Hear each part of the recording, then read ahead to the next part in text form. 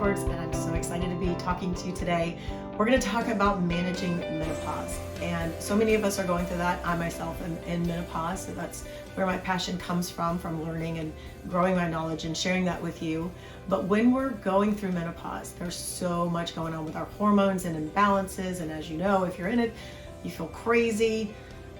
But I'm going to try to keep it simple for the sake of this podcast. I want to give you some simple ways to manage that and to educate you just a little bit in a short period of time.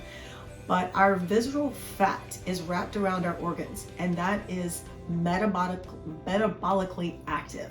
So that is directly driven by your hormones, which means to some degree we can control that by what we eat and drink. So again, that visceral fat, that's very important that you know that.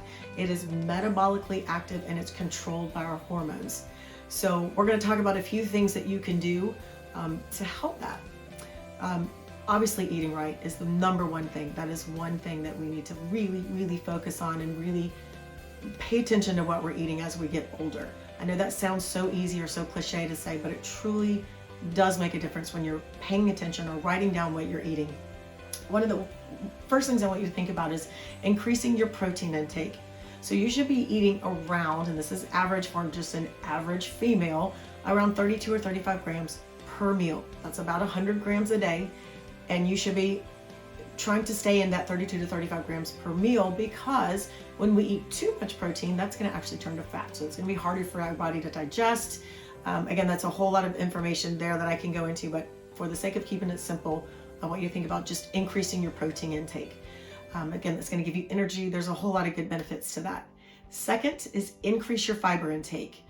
Increase it by foods and fruits and vegetables. Obviously, if you can't get it that way, or you've got some reasons that you can't, you could always supplement. But again, the main source should be from food. And a little quick tip, I love this, but a lot of our foods that contain fiber also contain protein. So if you're getting a good balance of protein and fiber, that's going to be even better for you. But research that. Bananas have fiber. Your legumes, your nuts, they also have protein. So again, increasing that fiber intake is a big one. Also eating leafy greens. I know that sounds really simple and we all think, oh my gosh, I can't eat any more salads, but leafy greens can be Brussels sprouts, it could be or spinach in your kale, but anything leafy green. It's got a lot of iron in it also. So again, that's another good way to help balance out that protein that you need. Also lower your caffeine. We all love our coffee, right? Nothing wrong with coffee. I drink coffee every day myself. I think it's fine. You just need to keep a balance of your caffeine intake, not having too much caffeine. That increases your cortisol, which also causes stress. So there's a lot of reasons for that, but that's something that cortisol is a hormone. So trying to keep that in balance and in check is good, and help monitoring your caffeine is going to help with that.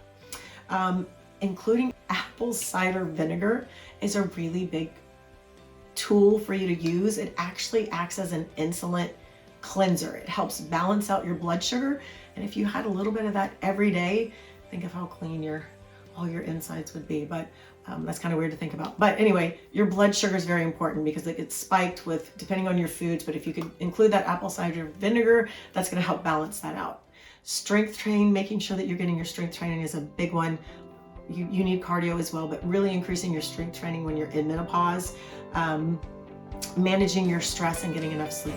Those are just my top tips on things that can really make a difference if you're trying to just do this, especially naturally. But even if you're taking any kind of hormones, trying to get it naturally, trying to balance those hormones naturally is the best thing that we can do. So I hope that helped you. I hope that gave you some tips that you can use. If you want some more information, go check out my website, and there's a lot more information there for you.